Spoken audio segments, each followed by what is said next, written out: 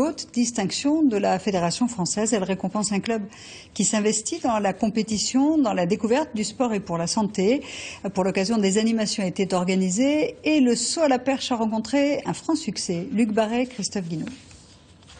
Une après-midi découverte du saut à la perche pour ces collégiens et parmi eux figure peut-être une ou un futur champion d'une discipline exigeante qui procure de réelles sensations.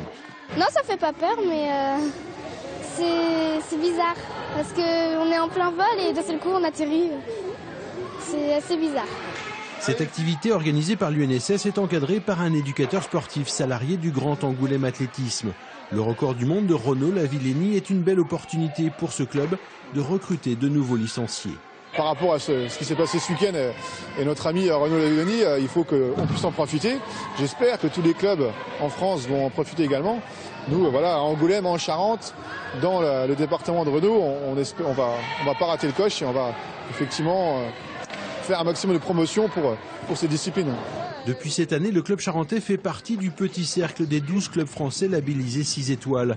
Une certification qui récompense un engagement dans la compétition, la découverte de l'athlète, mais pas seulement. C'est aussi notre représentativité au comité départemental, à la Ligue, dans les structures fédérales.